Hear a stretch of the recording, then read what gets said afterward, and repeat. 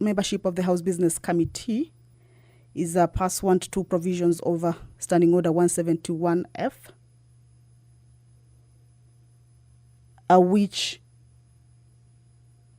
indicates that the leadership of the House remains as part of the membership of the House Business Committee. However, there are other 9 members who are usually selected to join that membership, and it is a committee that there are new members. The 9 members are usually new at the beginning of every session. So once this committee is set or agreed upon is when the House will be able to sit and transact business. That is after the committee has agreed on the agenda of the House and the calendar of the House for the 4th session. The 9 other members are usually nominated by parliamentary parties and approved by the House at the commencement of every session, reflecting the relative majorities of the seats held by each of the parliamentary parties in the National Assembly, and taking into consideration the interests of parties other than parliamentary parties and independents. I can see members upstanding. That is a clear indication that the Speaker, as you can see, has already made his way into the chambers. He will preside over this afternoon's sitting, deliver that particular ruling, then lead the House into appointing the members of the House Business Committee. My name is Kamche Menza. Allow me to hand you over to this live broadcast. Good afternoon. Honorable members, tuombe. Ewe Mwenyezi Mungu, ambaye kwa hekima na wema wako umeteua nyadhifa za viongozi na mabunge kwa ustawi wa jamii na utawala haki wa wanadamu. Tukusihi utazame kwa rehema nyingi sisi watumishi wako ambao wameturidhika kutuita ili tutekeleze shughuli muhimu za jamhuri yetu. Tunakuomba uteremshie baraka zako sisi tuliokutanika hapa, na utujalie tuyatende na kufikiria mambo yote atakayofikishwa mbele yetu kwa njia ya haki na uaminifu, ili utukufu na sifa zako siendelezwe, na ili kustawisha amani, ufanisi na heri ya nchi yetu na wale ambao haja zao umezikabidhi mikononi mwetu. Amen.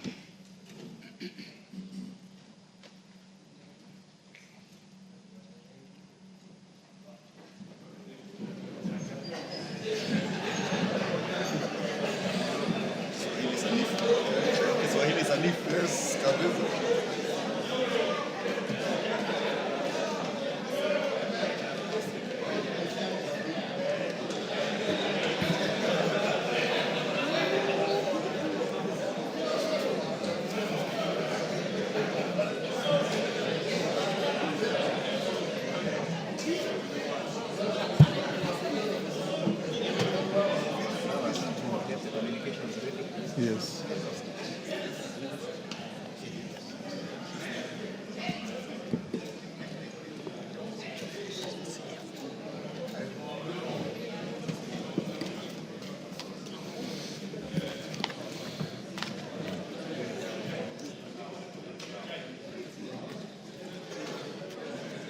The other one is correct.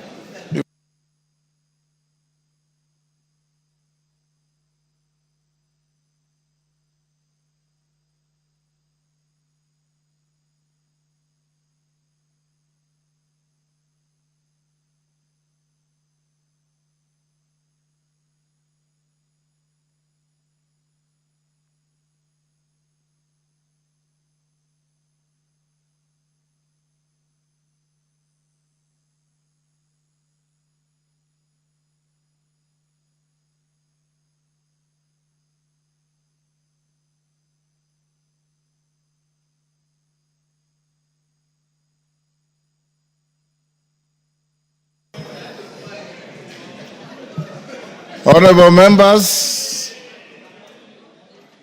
members, we have more than the necessary quorum. Congratulations for this enthusiasm. And you should keep that spirit throughout the term and the session so that we can transact business better. Clerk, can we start? Order number 1, administration of oath. Order number 2, communication from the chair.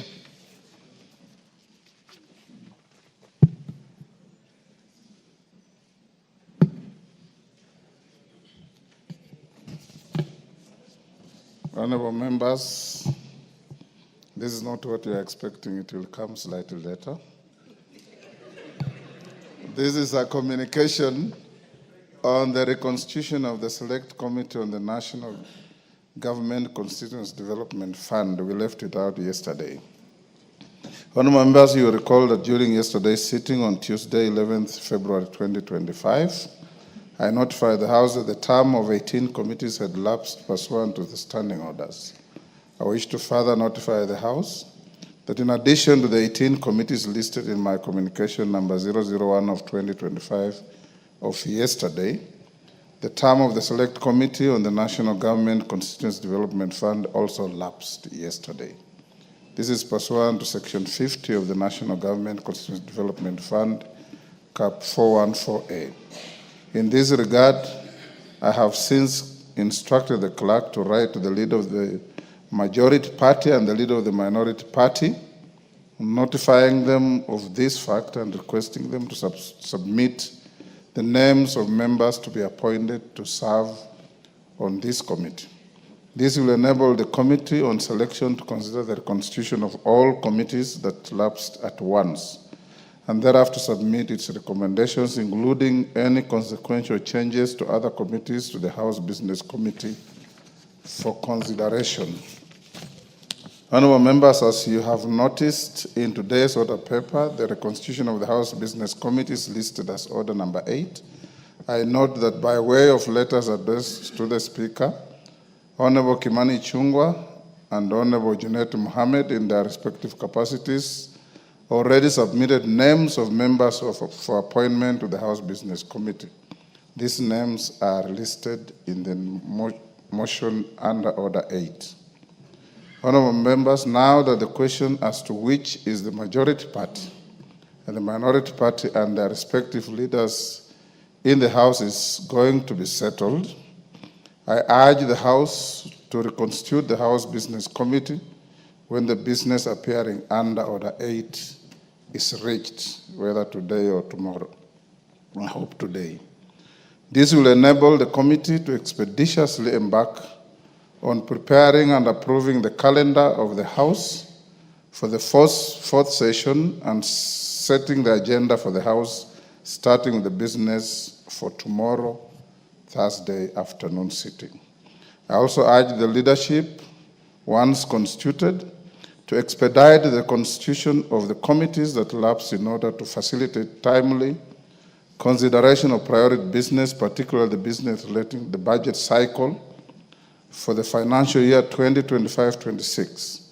I wish to note that pursuant to Section 25 of the Public Finance Management Act, Cap 412A, the Budget Policy Statement, PBS, must be submitted on or before 15th of February 2025.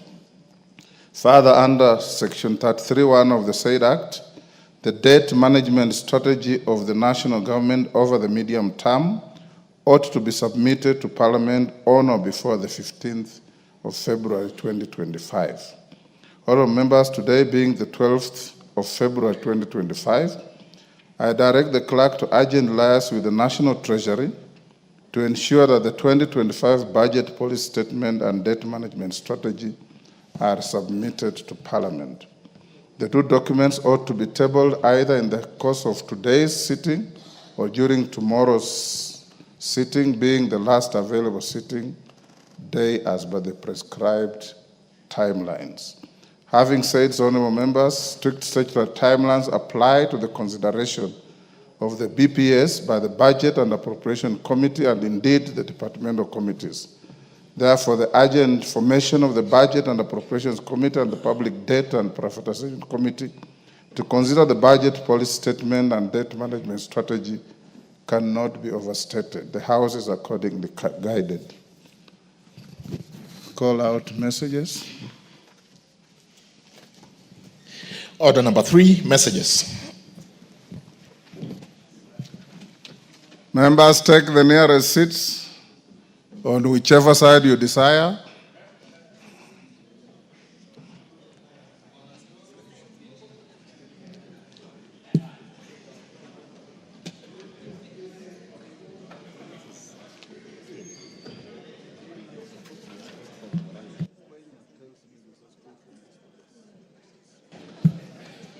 Honorable Jeho, take the nearest seat. Honorable members, I have a message from the Senate. Order. Honorable members, pursuant to the provisions of Standing Order 45-5, I wish to report to the House that I have received 8 messages from the Senate regarding the passage of the following bills. 1, the Houses of Parliament Bicameral Relations Bill, National Assembly Bill number 44 of 2023. 2, the Cotton Industry Development Bill, Senate Bill number 5 of 2023. 3, the Public Transport Motorcycle Regulation Bill, Senate Bill number 38 of 2023. 4, the Public Finance Management Amendment Bill, Senate Bill number 40 of 2023.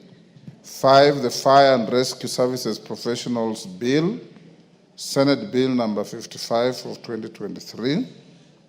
6, the Intergovernmental Relations Amendment Bill, Senate Bill number 12 of 2024. 7, the Political Parties Amendment number 2 Bill, Senate Bill number 26 of 2024.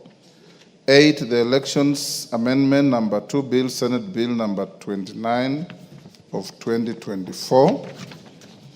And honorable members, the first message conveys that on Thursday, 5th December 2024, the Senate considered and passed the Houses of Parliament Bicameral Relations Bill, National Assembly Bill number 44 of 2023, with amendments. In this regard, the Senate now seeks the National Assembly's reconsideration of the bill in accordance with the provisions of Article 112 of the Constitution. The second message relates to the passage of the Cotton Industry Development Bill, Senate Bill number 5 of 2023. The message conveys that the Senate considered and passed the National Assembly's amendments to the bill on Wednesday, 4th December 2024. Members will recall that in accordance with the provision of Article 112 of the Constitution, the National Assembly considered and passed the bill with amendments on 14th August 2024 and referred them to the Senate for consideration. The passage of the bill by the Senate in the form passed by the National Assembly therefore concludes the bicameral consideration of the bill. Honorable members, the third message relates to the passage of the Public Transport Motorcycle Regulation, what is commonly called Border Bill, Senate Bill number 38 of 2023. The message conveys that the Senate considered and passed the bill with amendments on Thursday, 5th December 2024. The bill seeks to provide for a regulation of the border industry and for connected purposes. The fourth message relates to the passage of the Public Finance Management Amendment Bill, Senate Bill number 40 of 2023, published via Kenya Gazette Supplement number 160 dated 1st September 2023. The bill seeks to amend the Public Finance Management Act, Cap 412A, to entirely require county governments to develop and implement a county revenue collection system and to provide for the process of funding functions that have been transferred from one level of government to another under Article 187 of the Constitution. The message conveys that on Thursday, 5th December 2024, the Senate considered and passed the Public Finance Management Amendment Bill, Senate Bill number 40 of 2023, with amendments. The fifth message relates to the passage of the Fire and Rescue Services Professionals Bill, Senate Bill number 55 of 2023. The message conveys that the Senate considered and passed the bill with amendments on Thursday, 5th December 2024. The bill seeks to provide for the establishment, administration, powers and functions of the Fire and Rescue Services Professionals Board, the examination, training, registration and licensing of fire and rescue services professionals, and for connected purposes. The sixth message relates to the passage of the Intergovernmental Relations Amendment Bill, Senate Bill number 12 of 2024. This bill seeks to amend the Intergovernmental Relations Act, Cap 265F, to establish a structured framework for intergovernmental relations to enhance relations amongst the national government, county executive, and county assemblies. The message conveys that the Senate considered and passed the bill with amendments on Thursday, 5th December 2024. The seventh and eighth messages relate to the passage of the Political Parties Amendment number 2 Bill, Senate Bill number 26 of 2024, and the Elections Amendment number 2 Bill, Senate Bill number 29 of 2024. The bills seek to amend the Political Parties Act, Cap 7D, and the Elections Act, Cap